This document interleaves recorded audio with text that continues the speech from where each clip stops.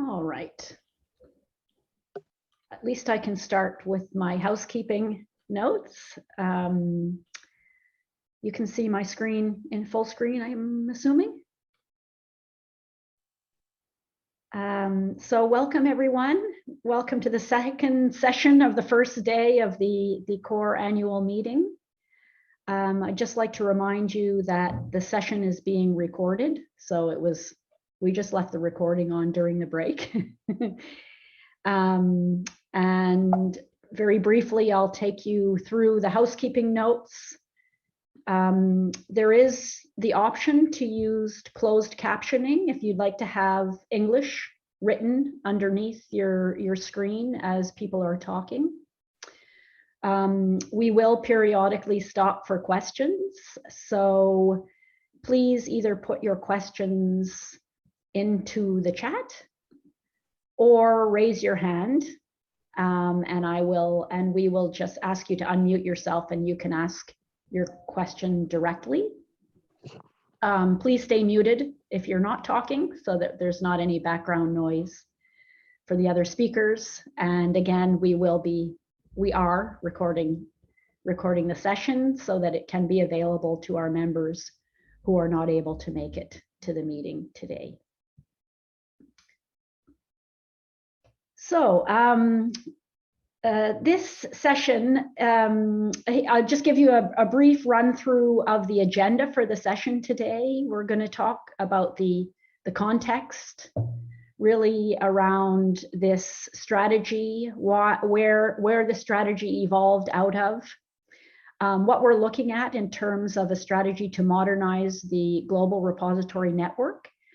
And then we're going to do a roundtable of some of our regional and national partners that have already gotten started on some of the activities we've identified through our strategy.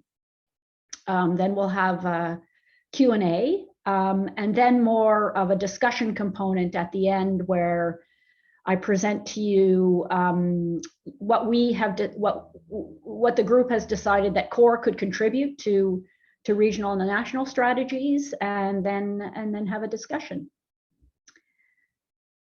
So without further ado, I'm going to get started with the overview and the context before the roundtable. And so I think the previous session was very helpful in providing that context, in the sense that we've really seen open science gain traction and become very visible in the last year, couple of years. And that's because I think of the UNESCO recommendations, but also of the COVID-19 pandemic and how open science has really come to the forefront as something extremely important. We've also seen stronger policy adoption by various jurisdictions, including the group of funders that are part of Plan S, who have now adopted a rights retention strategy, which could have big implications for repositories, as well as other policies such as the French Open Science Plan and so on. So I think we are at a very good place for repositories at the moment. On the other hand, we have seen over the last year or so a number of, shall we say, an alternative narrative around repositories that has been presented by mainly the commercial publishers, who I think are threatened by the green, shall we call it the green road for open access and open science. And so we have been coming under some criticism that repositories are unable to provide the right kind of quality services to really support open science. And that if we want to have quality open science or open access, we must go the gold route.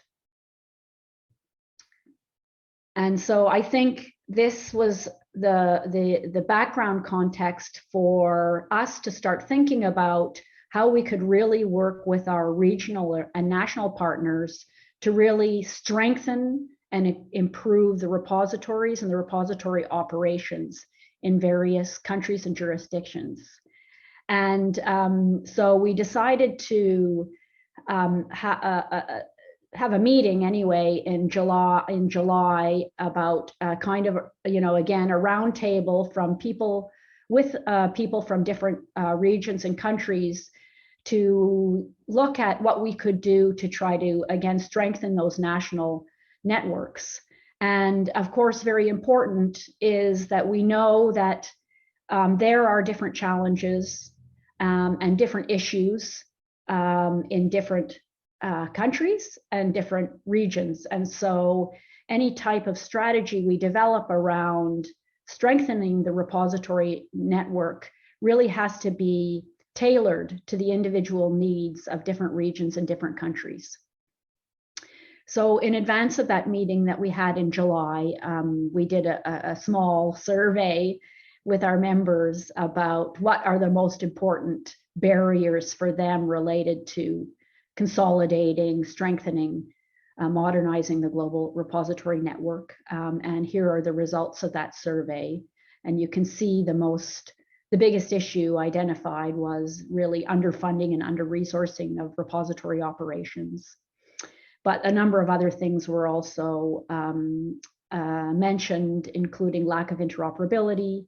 And I think possibly that's also interoperability across different types of repositories, which is something we haven't addressed in the past, but I think is on our radar for the coming year.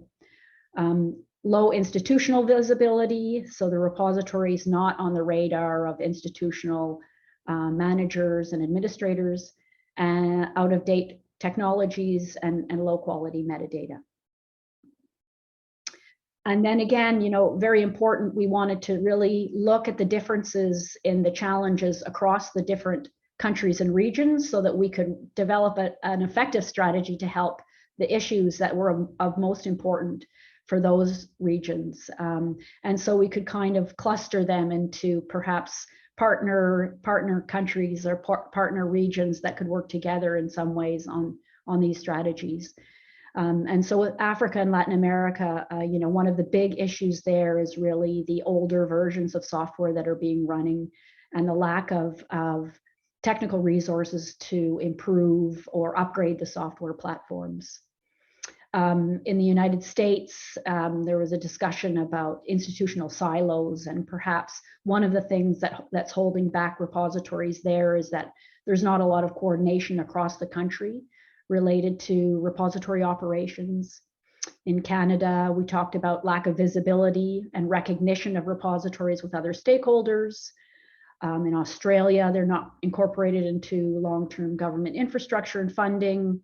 In Japan, it was an issue of human resources because the staff change, the repository staff change every few years in Japanese library context.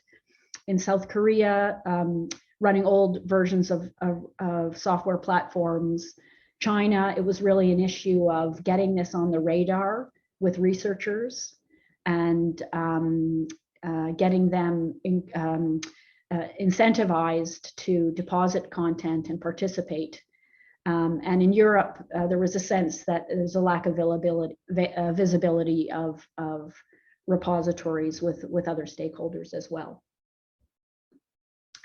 And so after that meeting, we really decided that something very effective that we could do is work together with interested countries and regions and core members. This is completely open to all core members to participate, and develop a simple high-level strategy which identifies the main priority actions for each country and region.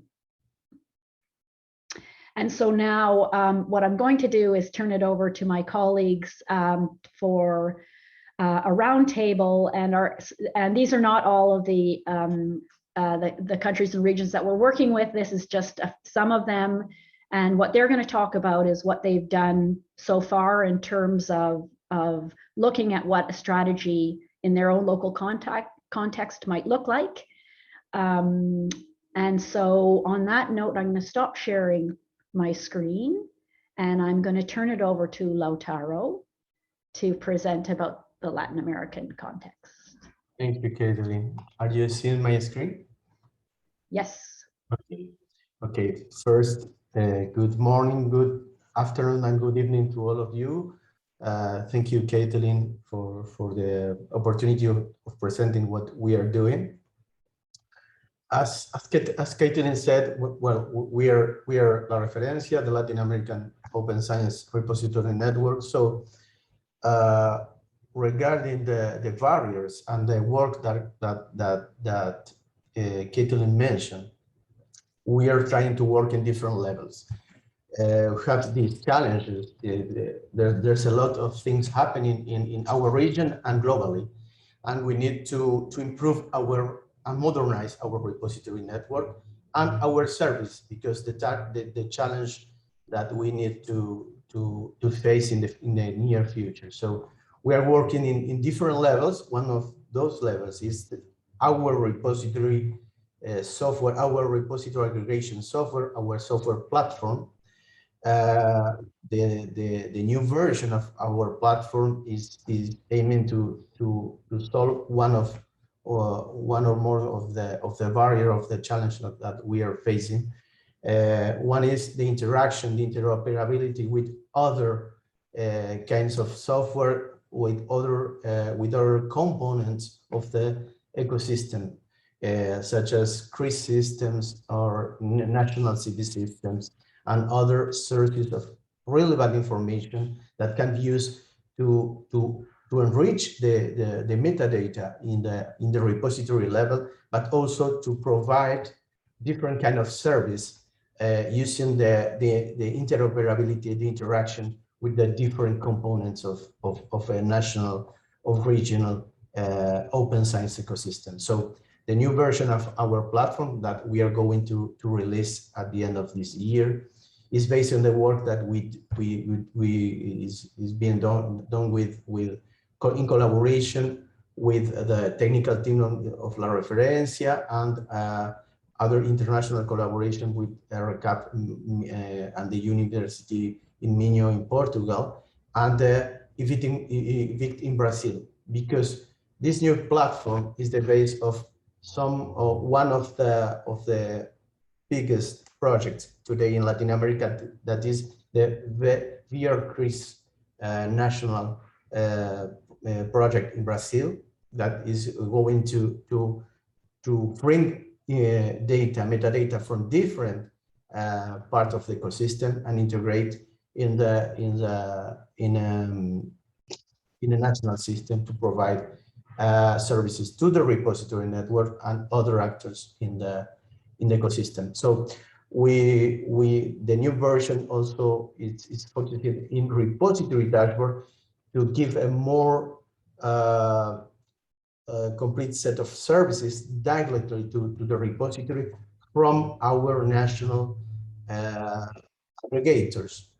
And this dashboard service also includes all the things that we developed in collaboration with OpenAir in the past projects. So it's a good way to bring new services and new interactions to the repository. We think that this is a way to push the repositories also to move to better services.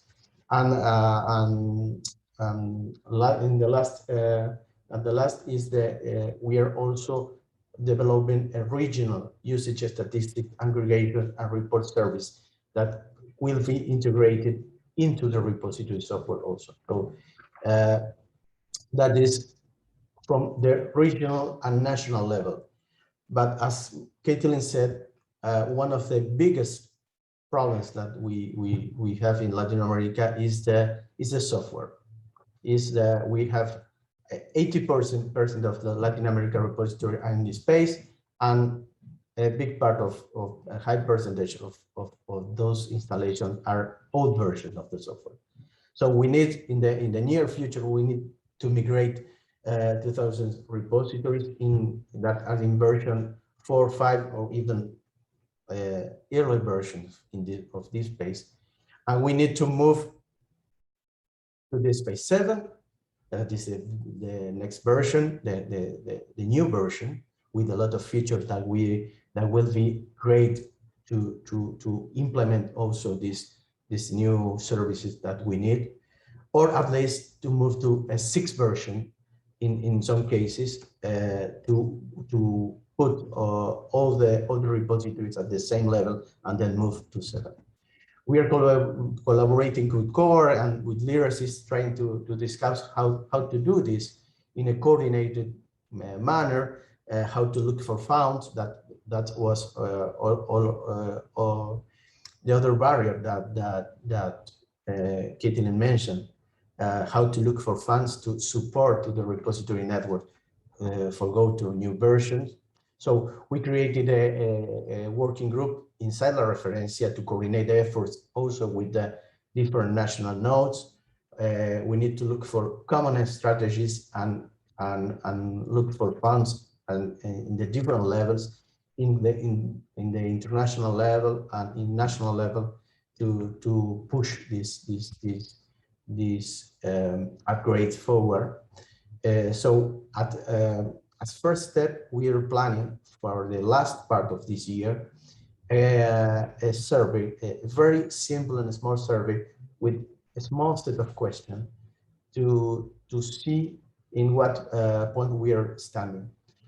How is the state of the repositories? What is the reality? We have different services in the past in different countries, but we need to have a common survey, and maybe we will offer this survey to other regions to trying to have a common data about the state of the repository networks in our region. So, and the next step is to try to move and experiment with this phase 7 and try to get the update as soon as possible. And then the last, this is my last slide.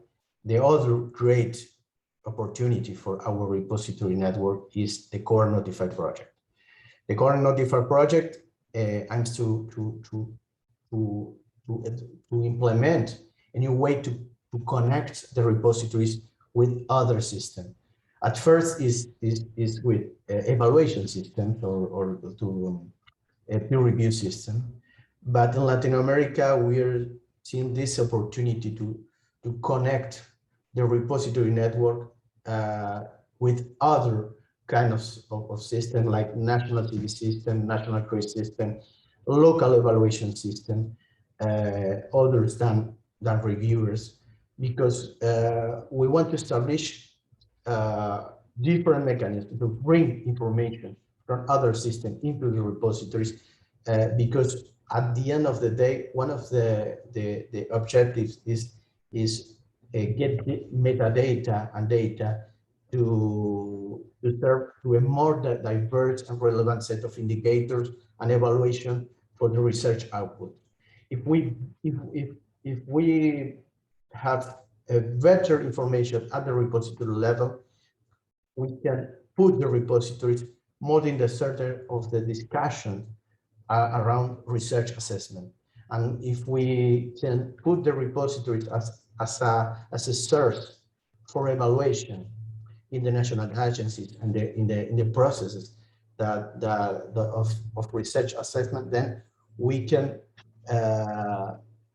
bring more resources to the repository networks and to achieve this objective of modernize our repository installation at the institutional level.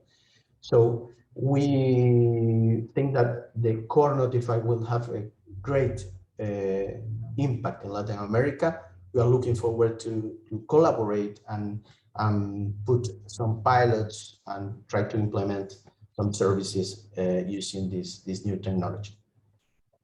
So from my part is solo. I don't know if it was too. No, that was perfect. Thank you so much, Lautaro. I'm glad you mentioned the Notify project, because I think that's also an important contextual point for this strategy, which is we can't adopt these new behaviors like next generation repository behaviors when we're again working with old versions of software platforms, or when repositories are seen as a very low priority, you know, at the institutional level. So I think that's a very important point. I would like to welcome everyone to put your questions in the chat or raise your hand, and as the questions come up or the comments come up in the chat, I will read them out. And again, if you want to speak directly, please just raise your hand. And so before we move on to Omo, I'm just going to read something here from Joe Haveman. Africa Archive says, CoreNotify looks like a perfect addition to Africa Archive, intersecting between preprint submissions and community peer reviews, established platforms such as pre-review and PCI. Okay, so thanks for that, Joe. Omo, are you there and are you ready to share your slides? Well, I hope you can see them. Yes, we can.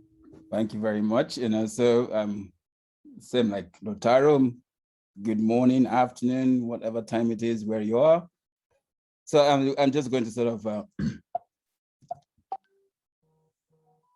so we have very, at least with South America, Latin America, like you, Lautaro, and you mentioned Kathleen, we have the same issues with versions of repository software. But beyond that, and I think unlike Latin America, what we don't have yet is the coordination to sort of establish that sort of network, like La Referencia.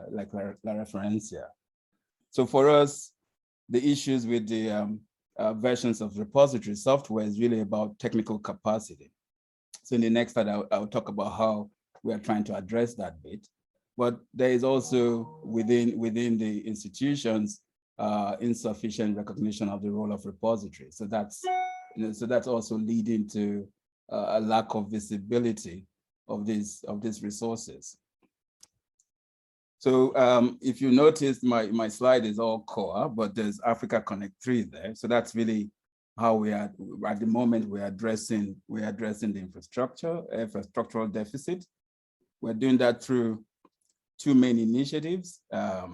So Africa Connect 3 is the major funding agency, but within Africa Connect 3, because that is a collaboration of NRENs and research networks, we are building base infrastructure that these repository networks need.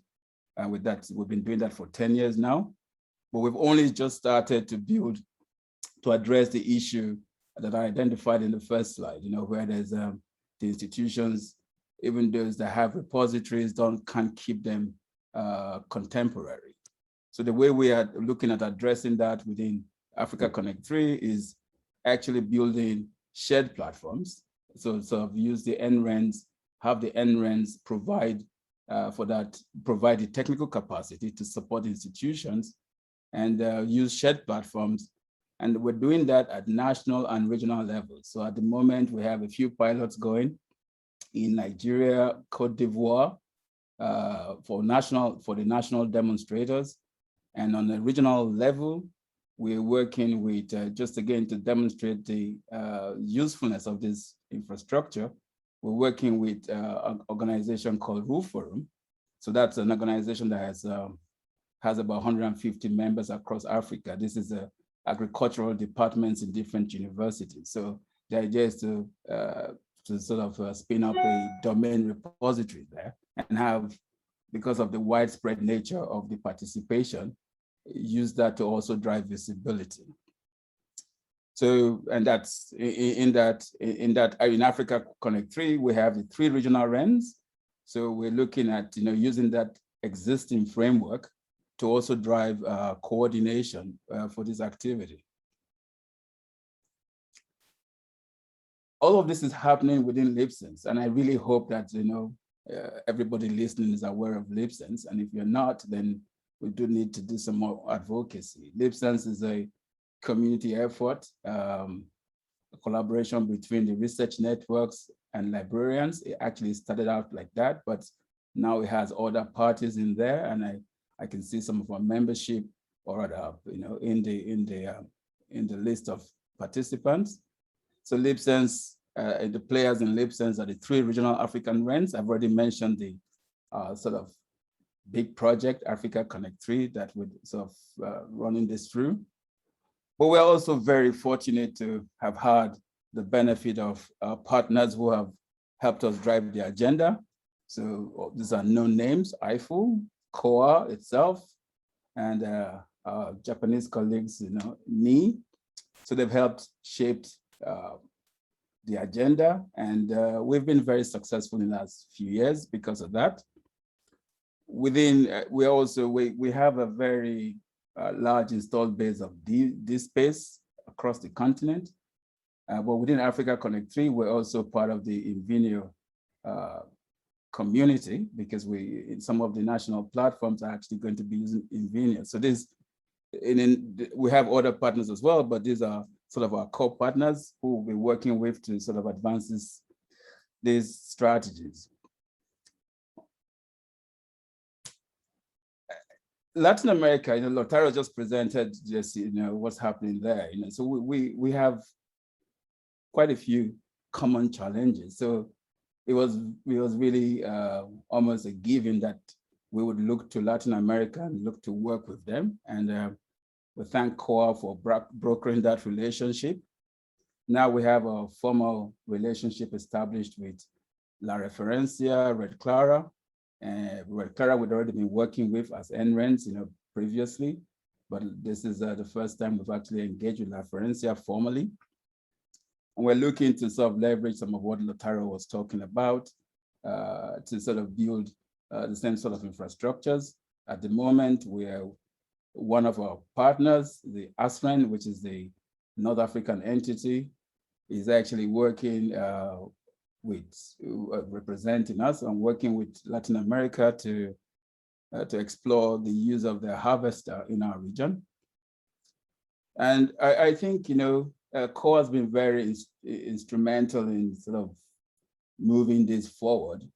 And I'm really looking to a whole lot more of that, especially for us, the NREN part of this relationship, where some of this is not so familiar. So we're looking, for more thought leadership, what we need to really do to make this interoperable, and looking for participation in sort of strengthening these strategies that we are evolving. So I'm actually looking forward to the rest of the conference and moving this forward. Sorry. And that's it, actually. Thank you. Thanks, Omo. You were kind of a ghost coming in and out. Right? We heard your voice, but your face disappeared occasionally. I'm in a hotel. Sorry, I'm forced quarantine, so I couldn't. No worries, no worries. It's fine. Everything came through very clearly. So thank you very much. Yes. I'm just going to stop quickly before we move on to Kazu, because there's a question from Talia in the chat for Omo, which I'll just read out. Thank you for your presentation, Omo. Are disciplinary communities key drivers in repository developments?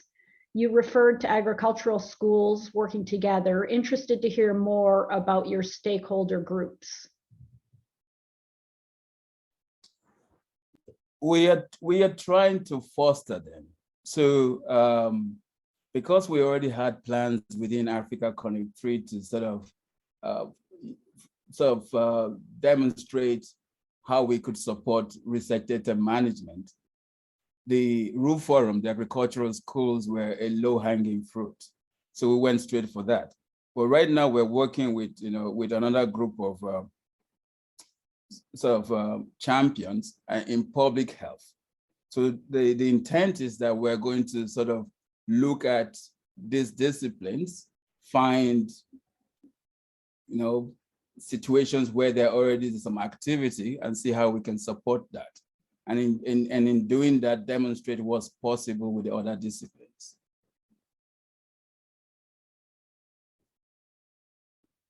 Yeah, I think that's one of the most challenging aspects of our work, is trying to engage with research communities. So when we find those opportunities, it's really important to leverage them.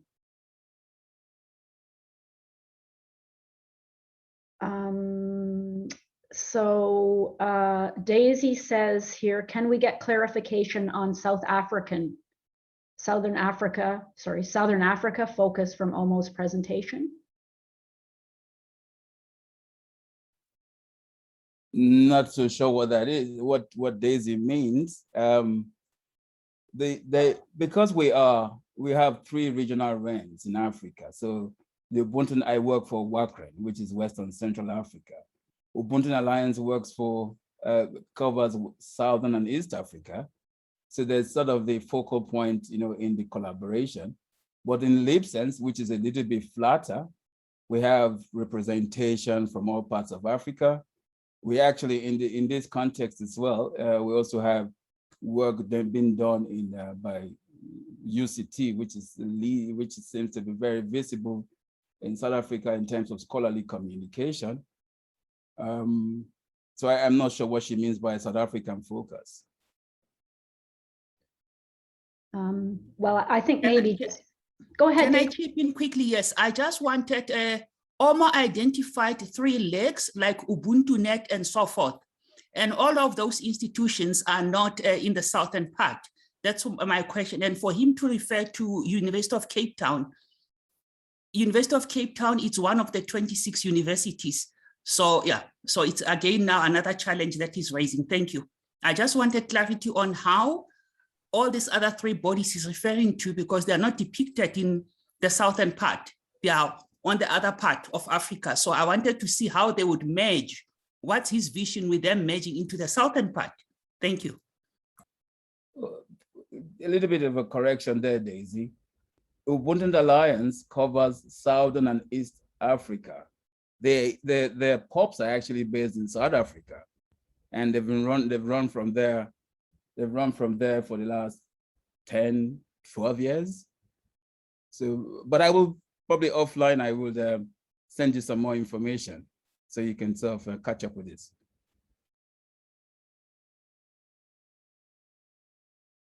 Hello, thank you, Luis. Good to see you here too. Yeah, okay, thank you so much, Omo. And I'll turn it over now to our colleague, Kazu Yamaji. Yes, hear me? And can see my screen? Yes, we can. Okay, so thank you, Kathleen. I'm so excited to join today's session. Again, this is Kaz Yamaji from Japan. I'm going to talk about a Japanese or Asian perspective. From the result of the initial survey, I picked up the Asian perspective or the response into this slide deck. So they are so diverse, but in summary, it seems like they are talking all about infrastructure and the community. And of course, maybe it's too much simplified, but it seems like the main issue is involved into these 2 keywords. But the generally saying that these 2 keywords, it seems like the oils and the water is never mixed up. But it's so hard to mix up. But in our case, in Japan, many of you guys knows about our cloud service named Jail Cloud, but we have already running the cloud service for the institutional repository in Japan. And more than 700 university has already used our service. It's a good service, if I would say, but right now we are trying to migrate the old system into the new Invenio-based new system. My colleagues are struggling with to upgrading or migrating the new system, but it's so hard, even in this the cloud service. But without this cloud service, it's not going to be happen. The upgrading or migrating the 700 institutional repositories into the new service or new system. at once. It's our advantage. But in order to operate the cloud service, we have a joint operation, the framework with our community named JP Core. So the JP Core are taking care of the community support, and they are operating periodically operating the survey for the future new functionality development, and they also are taking care of the test of the new development and also the training course, and all these together. So we are reducing the total cost, operational cost, of course. And not only the repository cloud service, but also my institution is covering the different type of the services, including the research data management system. Recently, we've started this new service, and also on the discovery service in a sense of the core. And not only that, the institution like us is named NLEN, as the Omo mentioned, and also the Paolo mentioned in the first session. So the NLEN is initially the providing the high-speed network, and on the top of that, we are providing the different type of the services like this, and the NLEN also looking at how to support the open science and open access. And this is a community under the RDA. Recently, we are trying to launch this the working group or special interest group, and we are talking about how NLEN can support the research data lifecycle like this way. And as you can see, as I denoted in a red triangle, red part. So on the repository platform is also the one with the target we can support as a NLM perspective. So not only us, but also some of you guys also has a possibility to collaborate with the NLM services. And not only the Western the point of view, but also the Asian country also looking at, how to support the open science or open access activity as from the viewpoint of the National Research and Education Network. This APAN is the community gathering the NLM people into the one single place, and we have an annual meeting, twice a year meeting, and recently we've launched a open science related working group. And also we are trying to how to support the library activities from the viewpoint of the NLM power. And going back to the library activity in Asia, we have a COAR Asia, started from the 2016, and Malaysia, and Nepal, Bangladesh, South Korea. And this year, we're going to have an annual meeting hosted by Singapore. And NTU, they are very advanced in terms of the research data management. And as I mentioned in the first slide, the Asian country has a big diversities, but it also means that we can learn each other. The advantage in each country has a little bit different. So through this kind of the community, without a time gap, we can learn each other and incorporate the advantage from each other. And when we talk about modernizing the repository network or something, it seems like it's a kind of the effort, individual effort by the individual institution. But in my sense, it's not only that, it's also the required community of the effort by exchanging the information like this way. So this is the kind of the message from the agent and the report. Thank you.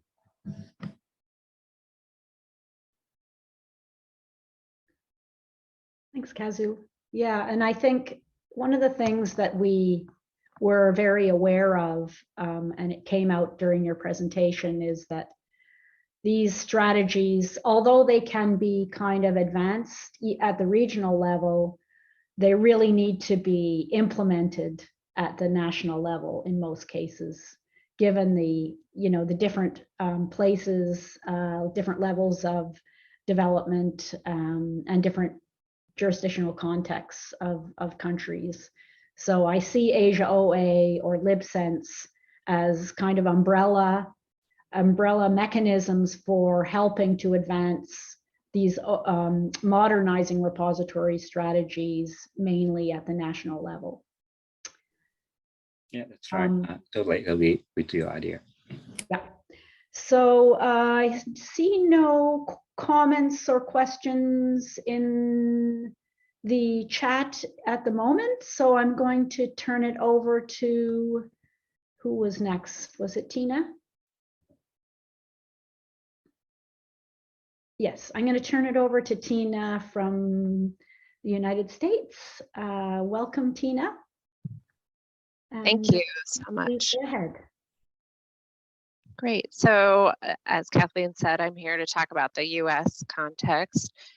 So from that survey that Kathleen described earlier, while there were only 8 U.S. respondents, there was a clear consensus around our #1 challenge in the U.S., that institutional silo piece, which Kathleen mentioned. And I will also say that the sort of challenges represented here are consistently expressed challenges throughout U.S. academic libraries in particular. So this is a summary of the types of activities that the survey respondents thought would be helpful in addressing the challenges we face in the U.S., which give us some direction for next steps. These were more of a cluster of things that folks thought we should work on rather than that one sort of big institutional silo challenge, but there are lots of ways to address that, I think. And it points to a clear priority for the U.S., which is breaking down those institutional silos and developing a more cohesive approach and greater collaboration around repositories in the U.S.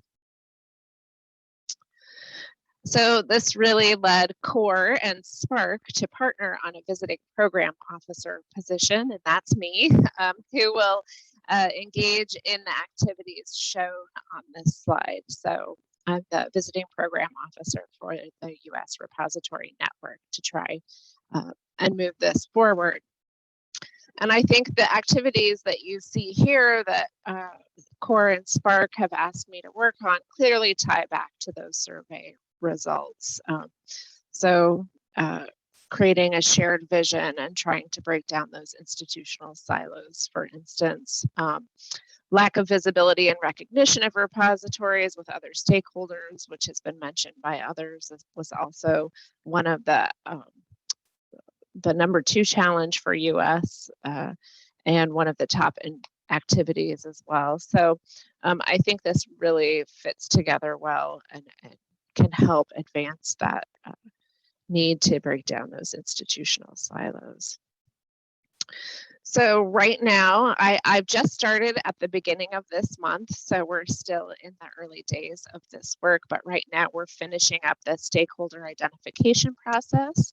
And soon we'll be inviting those stakeholders to join an expert group that will help inform the development of a shared vision for a U.S. repository network over the next 4 to 6 months. And in the meantime, I've been talking to a few people who I think can be helpful to me in thinking about this work, both in terms of community building and engaging in repository work. And I just wanted to point to a few key stakeholder groups and partners in this work that we will want to engage. Association of Research Libraries in the US, all our US CORE members and SPARC members, since this is a joint effort.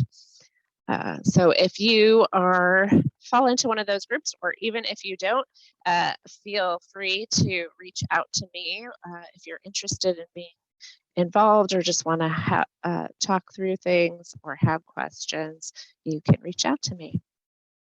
I'm happy to have a conversation with you.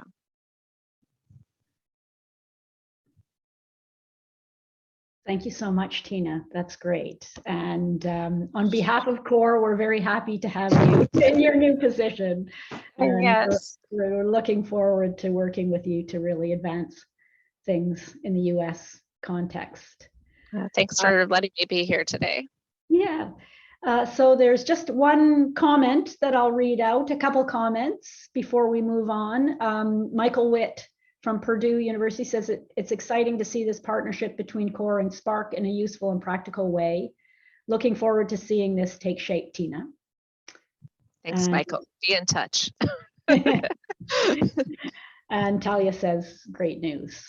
Welcome. Thanks, Talia. So if there are no questions, no hands up, I don't see any hands up. I suggest we move on to Talia. Talia, please. Yes. Go ahead. Thanks, Kathleen. Hello, everyone. I'm just going to share my screen now, hoping that you can see that and you can hear me well. Look Yes. okay to everyone? Okay. So hello everyone. Bonjour, bon après-midi, bonne soirée, good morning, good afternoon, good evening, depending on where you are. I'm delighted to be with you today. My name's Talia Chung. I'm the University Librarian and Vice Provost at the University of Ottawa. And I am speaking to you today primarily in my role as the co-chair of the Canadian Association of Research Libraries Open Repositories Working Group. So before I begin, I'd just like to first acknowledge the territory on which the University of Ottawa is located, which is on traditional unceded territory of the Algonquin Nation. And I'd just like to take a moment to pay my respect to the Algonquin people who are the traditional guardians of this land.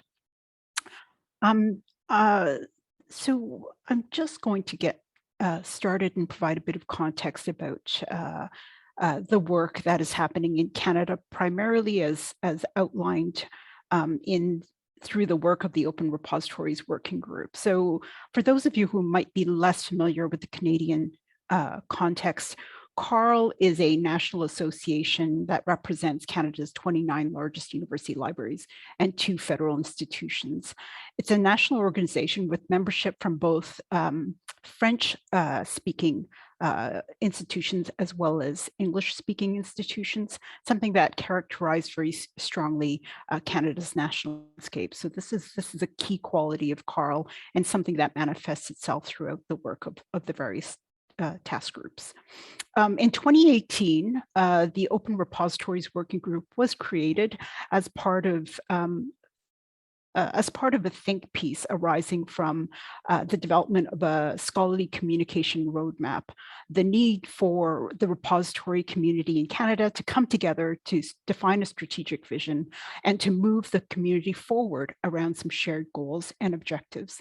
Membership on ORWG includes practitioners, so repository managers, those who engage directly with researchers and disciplinary communities, such as scholarly communication librarians, as well as library directors who, of course, guide and shape organizational priorities. I'd say most of the work that is undertaken by ORWG is funded through institutional investments. So the participants of ORWG are all associated with universities, in some cases research organizations, and it is their efforts are, of course, contributions in kind for those host institutions, member institutions. So since 2018, this group has done a lot. They've accomplished a lot to contribute to the national conversation and the creation of community across our very geographically dispersed communities. The work has focused on community and network building, holding talks and community calls on topics of interest. So you can imagine conversations around CORE's next generation repositories framework, conversations and presentations about Google Scholars harvesting of repositories.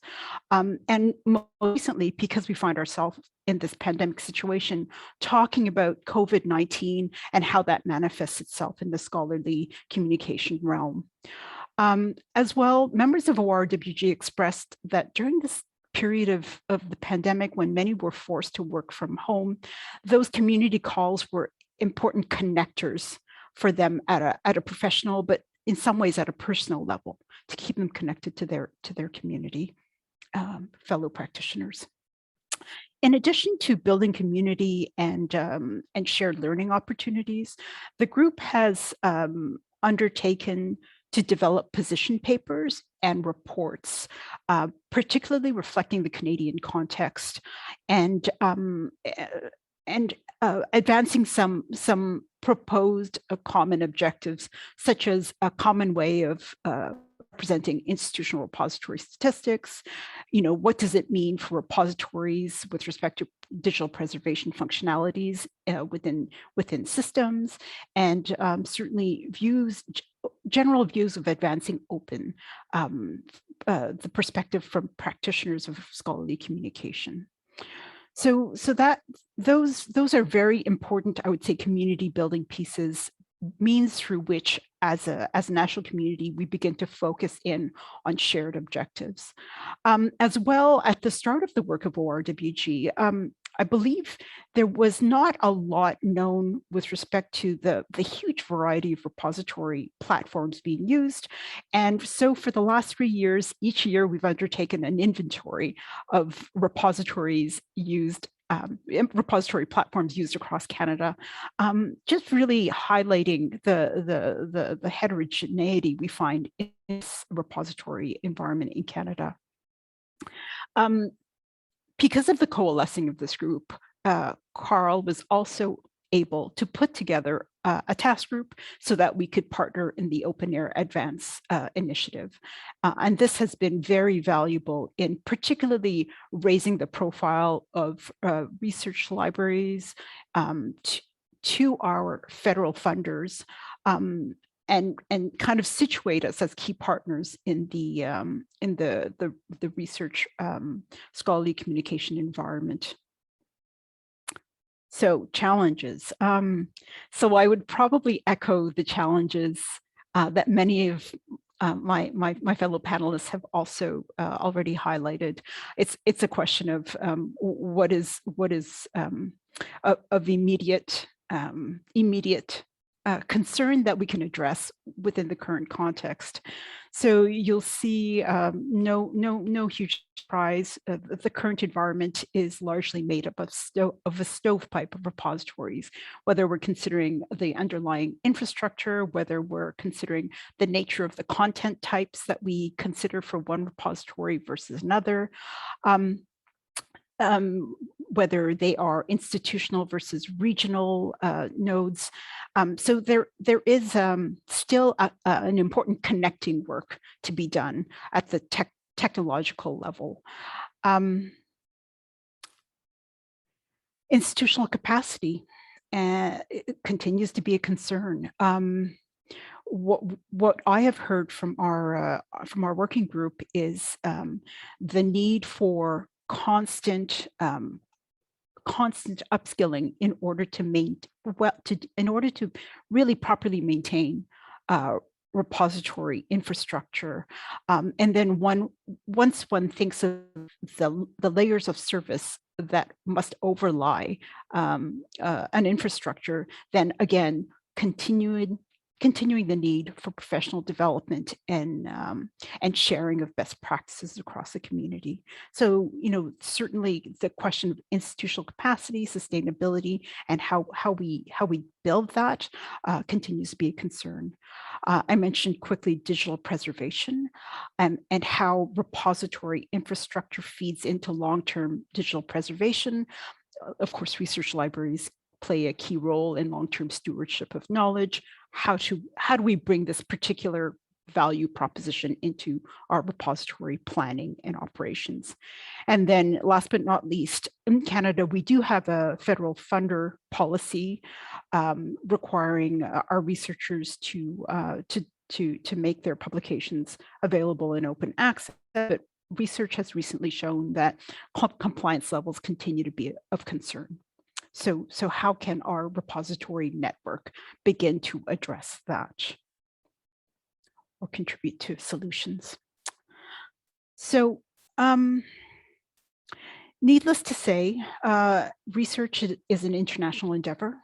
So it will be essential that our national activities continue to align and contribute and be informed by international developments. Kathleen mentioned Coalition S. We've all heard this morning already about the draft recommendations from UNESCO. There are developments on the commercial publishers front. All of these elements need to be considered as we develop our strategy going forward. I mentioned that COAR Strategy was established in 2018. Since 2018, the environment has changed considerably. So how do we make modifications to our strategy so that we're responding to the current environment with the right stakeholders at the table? So certainly, as I mentioned, the international repository initiatives, re-examining perhaps our strategy around scholarly communications and open science. And we have very strong, in Canada, we have very strong regional library associations, many of which do a great deal of collaboration regionally. Is it possible some of these regional associations can contribute to the advancement of shared infrastructure initiatives? That's a question I think we are grappling with in Canada. So what's next? Here you'll find the list of, in my view, key organizations that need to be part of the conversation going forward. I think we need to continually sharpen and articulate the unique value proposition for academy-driven repositories for various stakeholder groups, because we know that various stakeholder groups have different interests in seeing open science advance, and we need to make sure that our approach responds to their particular priorities and concerns. I mentioned investigation of shared repository infrastructure. And then last but not least is strengthening institutional services and doing what we can to build that community, build that capacity. I think that's the end of it for me, Kathleen. Thank you so much, Talia. Thank you so much. So there's just a couple of comments I'd like to read out from the chat before we hand it over to Eloy. The first comment is from, now I'm looking, Alessandra Bianchi, who says, thank you, Talia, for addressing the preservation issue. So I think that's often the elephant in the room when we talk about repositories, is their importance around preservation and what we can do to improve that aspect of their operations. There's another question. There's a question from Eloy about stovepipe, the term stovepipe. He says, I'm not a native English speaker. What's the meaning of the word stovepipe in your presentation? Thank you. I'm sorry that I reverted to jargon. So stovepipe, in my view, is systems that enable like a single vertical function. So you can imagine it as, you know, we're talking about a single university's institutional repository that might be working in silo and not perhaps capitalizing on similar work in other organizations, so that you could extend capability, functionality horizontally. One could also imagine this when one talks about, say, data repositories versus open educational resources repositories versus institutional repositories. So really to look across these systems, these services that share so many commonalities, so that we could advance the agenda together rather than in silo. Thanks, Talia. Thanks, Talia. Yeah, and I mean, I think there's so many layers to what you were saying there in terms of not only at the institutional level, but at the regional level, the national level, the international level. And there's a lot of work to be done to really map out how all of those, where we can achieve the greatest gains, benefits around connecting those various services. Eloy, just before I turn it over to you, there's another question by Isabel in the chat. for Talia. She says, your work on shared repository infrastructure sounds very interesting. Are you referring to preservation or research data management or something else for the shared infrastructure? Thanks for your question, Isabel. I would say that we're really in early days with our discussions with respect to shared repository infrastructure. You know, if I could put on my University of Ottawa hat for a moment, within the province of Ontario, we have shared infrastructure for a number of research library services. You can imagine hosting of open journal systems or shared books platform for long-term preservation. Part of the discussion we're having in Ontario is whether institutional repository or general repository infrastructure should be housed centrally and then shared across the universities in Ontario. It's something that we're already doing with Dataverse as a data research data repository. So I think that prototype is functioning well for many local schools, but I think it's something that needs further exploration. I hope that answers your question.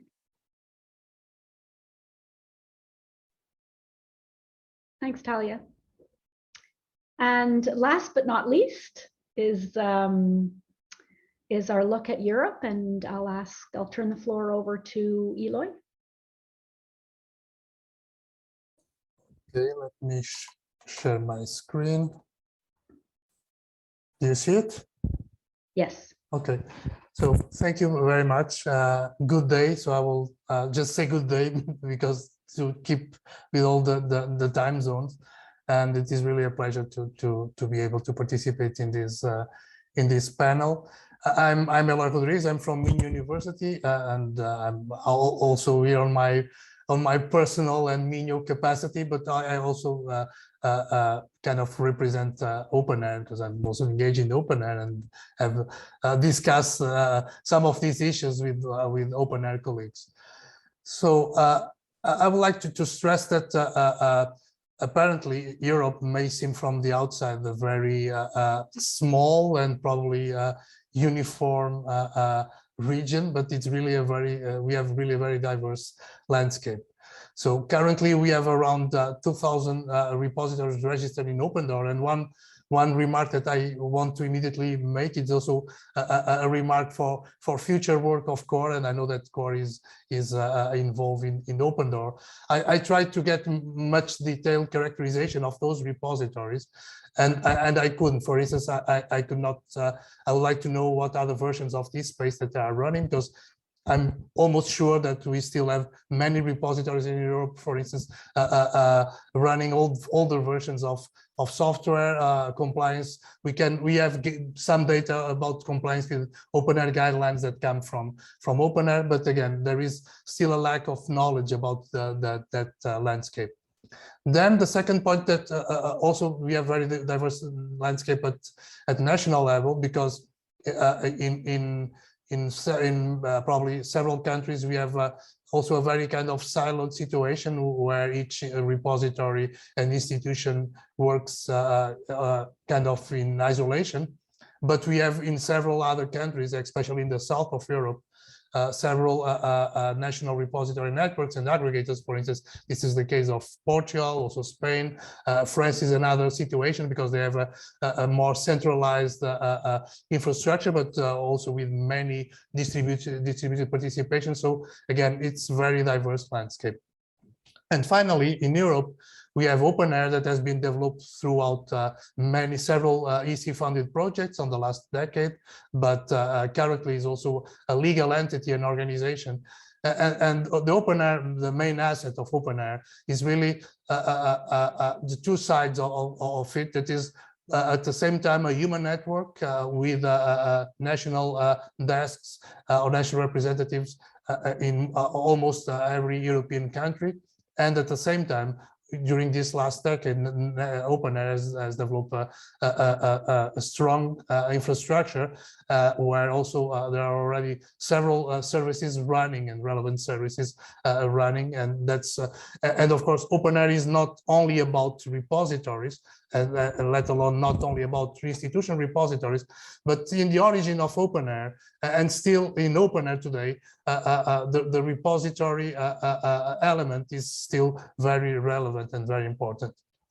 So from the survey that Kathleen mentioned that we did sometime in June, if I remember correctly, again, we have kind of different results from countries, but I think we have a very in a way also very common, some very common elements, and I think these the three ones that I mentioned there were referred for if not all, for most of the countries that have responded to the survey. So the first one is the lack of visibility and recognition of repositories with other stakeholders. This was already mentioned. And of course, this is related with underfunding for repositories. And again, the running old version of software platforms. This is also a problem in many countries, more than in some countries, less in others, but overall in Europe, this is also still a problem. So I think this is a kind of a global problem. And as Kathleen has mentioned, for instance, for Notify, this is really a problem that we need to address, and address strongly and quickly if we really want to make a case for a more central and innovative role for repositories. And from this is not from the survey, but this is my personal view. I think in the last years, I think the last 4 or 5 years, in a way, institutional repositories became less sexy and other things become more sexy, probably in both at university leadership level and also at library leadership level, like research data and Goldaway. Of course, these are not competing things, but at least, for instance, the question of research data versus repository, institutional repositories, because I think, again, the division between publication repositories and data repositories is something that eventually will become much more blurred. But in practical terms, in fact, in the agenda of policymakers and leaders, the institutional repositories have become a little bit more shadowed. So what do we think that we need to do to address these challenges? I have here, I think, 3 elements that I think are relevant across all Europe, and probably 2 others that might be relevant in some parts of Europe and eventually more problematic or even not possible in other parts of Europe. The first one, of course, is it was already mentioned, I think, in all the regions, the advocacy for the role of repositories. There is a growing dissatisfaction with the current scholarly communication system. This is a growing call, for instance, for reforming research assessment, and there is a huge discussion going on in Europe, for instance, regarding this. And it will not be possible if to do that if or it will be much easier to do that if we really leverage on the investments that we already made on repositories for innovation, biodiversity. And that's something that we really need to articulate better, that discourse. The second thing, then, apart from talking, we need to show. So, and I think we really need to showcase the value of repositories through some pilots, some demonstrators, and already some full production services. For instance, currently the OpenAir graph is already a very powerful tool to show the power and especially the potential of open and of repositories. So both for discovery, for review and endorsement, as we are working on the Notify project, for monitoring, for open science, etc. I think there is a need and there is an opportunity to really, in some cases, develop some pilots or some demonstrators, in other cases, to develop real products and services that can be useful for the research communities. And then the third common element that I think is relevant in the European landscape as elsewhere is the training and capacity building. And I think also that need is kind of horizontal across Europe. The 2 last points that And it's really interesting to see that this theme of the feasibility of shared infrastructure is really emerging in several regions. Is exactly the question of the shared infrastructures and collaborative approaches for updating software platforms. So I really think in many cases it will be impossible on a case-by-case basis, or each institution to have the resources to do what is needed to do by its own. So we need to really create collaborations and networks. For instance, in Portugal, we are fortunate because we have, as I said, a national initiative. And if we don't have a bad surprise, I know some of my Portuguese colleagues that are working on RECAP are here. If we don't have any bad surprise, during next year, we will have half of the Portuguese repositories, at least half, that they are the ones that are on the shared infrastructure, that will be upgraded to this Space 7 with a kind of a low effort. Of course, it's a big effort to do that, but we are doing the effort once for almost 30 repository installations. So that's really that really pay off. And of course, we can also think on other types of approach, like they are experimenting in Latin America or Africa to collaborative approach for upgrading software.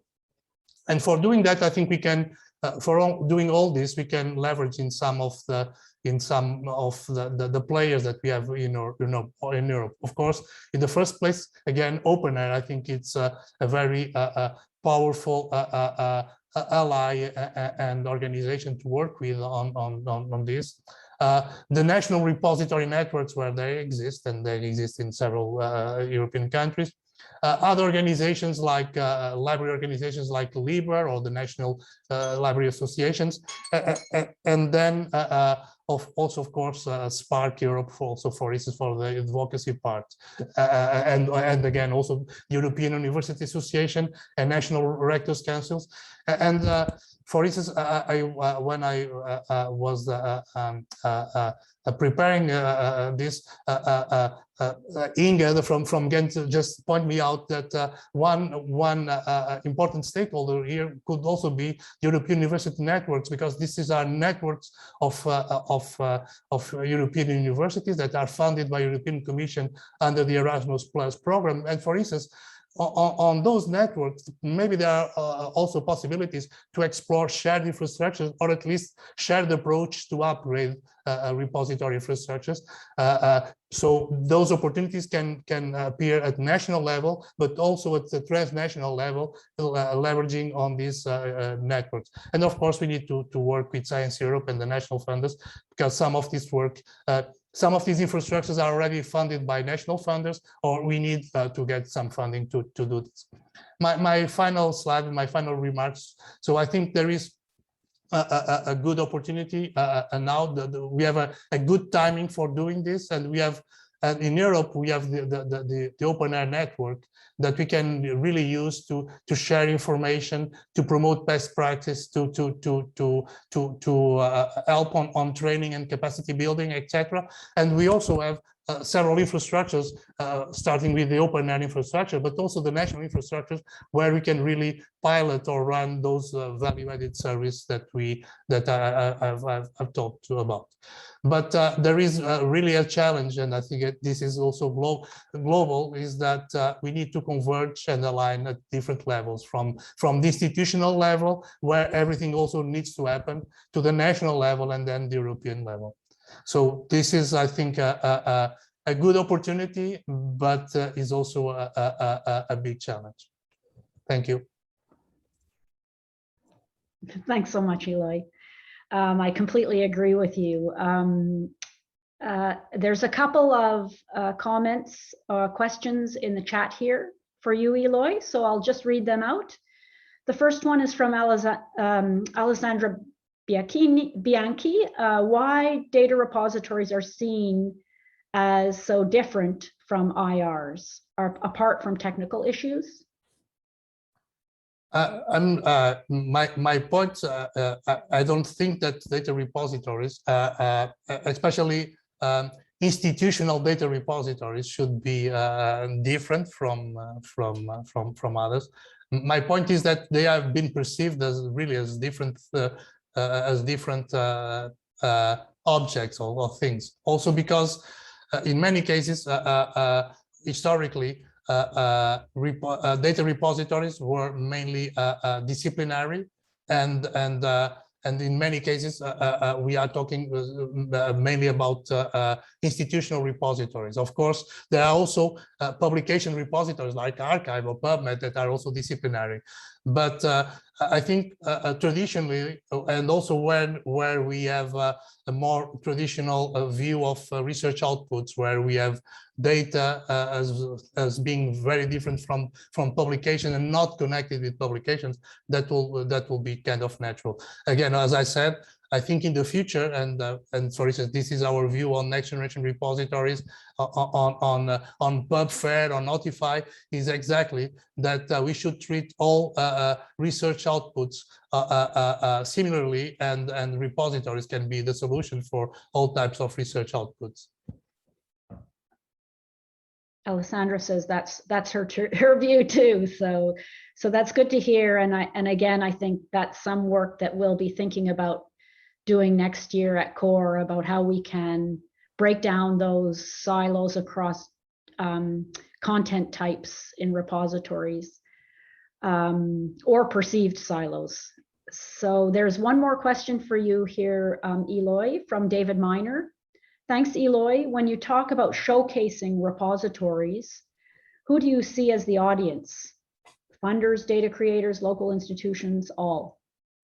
I think all. Of course, we probably we need to prioritize some things. But for instance, if we and this is something that we have been working on, if we are working on monitoring services, for instance, on open science progress and or policy compliance, that will be useful for instance, for funders, and also for local institutions. But if we are developing services like peer review or overlay publishing, that will be useful for researchers and research community. So I think, and we really need to address, the problem is global, and we need to address, of course, we cannot solve all the problems at the same time, but at least I think we need to show that we realize that there are different aspects, and we should try to probably we will advance more fast in some directions and slowly in others, but I think we need to address all.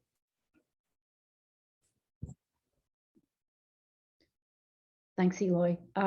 There's another comment in the text, in the chat from Talia. Could a visualization of stakeholder networks across the globe help to inform regional advocacy and awareness raising work? Not sure how that might be done, but could imagine it could be useful. Yeah, I think I share your expectation and also your doubt. I think all the sharing of information is useful, again, because we will not need to reinvent the wheel or do the same thing that you have already done perfectly. I don't need to waste my brains trying to do the same. At the same time, it's kind of challenging. But I think one of the things that COAR is doing well is exactly that, to provide this space where we can come together.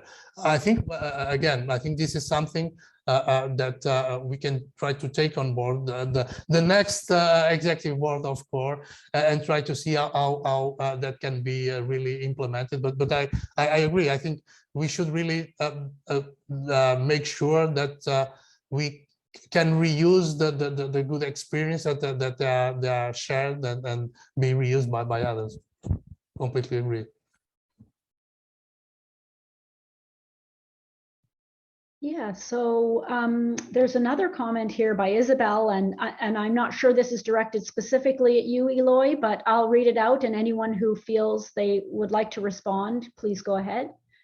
Isabel says, in my view, another challenge, an extra challenge we are facing today is the growing pressure to prove repositories are compliant with FAIR principles and indicators. The positive effect is more attention from institutional researchers on typical repository issues such as metadata quality and interoperability. Does anyone?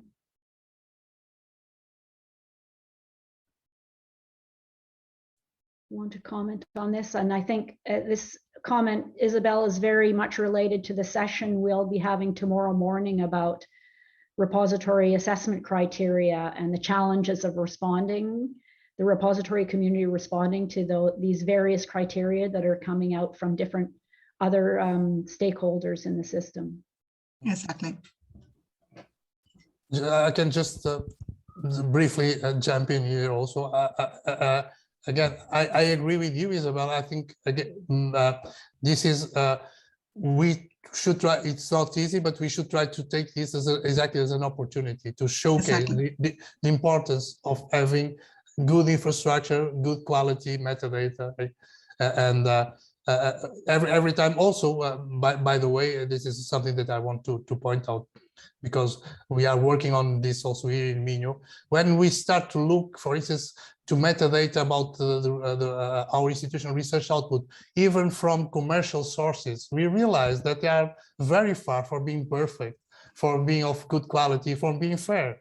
So again, this is also an opportunity to show that maybe we could do even better, and we could do it better institutionally, of course, also in a collaborative way. I agree. It's an extra headache, but we have to take the opportunity. Mm-hmm. Great. Well, we're getting close to the end of the session, and I wanted to present a few things to you about how we're thinking at COAR we can support your national and regional strategies. So if you will allow me, I'm going to share my screen again.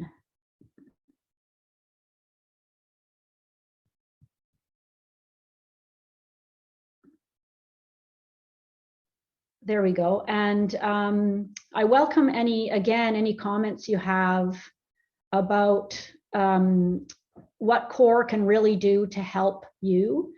So I think there's two main things that we really need to work on. And again, I think I completely agree with you, Eloy, and others that said that we are at an important moment. There's a real opportunity now to ensure that repositories are understood and recognized as key infrastructure for moving forward. And part of that is the UNESCO recommendations, because all of the principles that are outlined in those UNESCO recommendations are reflected in a distributed repository infrastructure. And I think we really need to ensure that the world knows that. So I think there's a lot of work that can be done around shaping the narrative around the value of repositories, and shaping that narrative so it speaks to a number of different stakeholder communities. So on the one hand, we want to speak to, the other external stakeholders, but I think there's also a need to speak to our own communities, the libraries, library directors, and remind them again that repositories are very important, that they are critical for moving towards sustainable open science. And hopefully this will allow us to bring repositories higher up in the priority list of library operations. And then the second action is really advancing the adoption of new technologies and behaviors in the platforms. And that means getting all of our repositories up to a place technically where they are able to embrace and take advantage of those new technologies and behaviors that that we hope will actually transform the scholarly communication environment by developing new functionalities that, for example, provide publishing functions by connecting repositories with peer review. So all of these things are connected. Yeah, but those seem to me the two major priorities for COAR in terms of what and contributions for COAR that COAR can give to this global strategy. And then, you know, working with all of you to support your work on the ground with your countries or regions, and, you know, maybe even prompting, helping to advance things, working with the platform communities, convening this group of organizations and national and regional representatives that are working on their strategies so that we can share information together. For example, I've heard from a lot of countries that they're interested in looking at some of the existing shared infrastructure models for repositories. And then just really, you know, again, trying to articulate that value proposition for repositories with different stakeholders. So I think that's the end of it. And I wanted to say, there's a couple comments I'm going to read out here in the chat.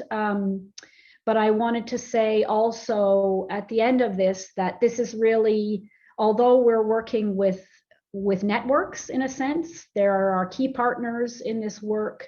We embrace and we welcome all COAR members to participate. So we'll be trying to organize another meeting about this sometime either in the end of October or early November. And again, those meetings will be open to all COAR members to participate. So let me quickly now just go through the last couple of comments in the chat. Hillary Jones says, I'm a service owner for IRIS at JISC in the UK.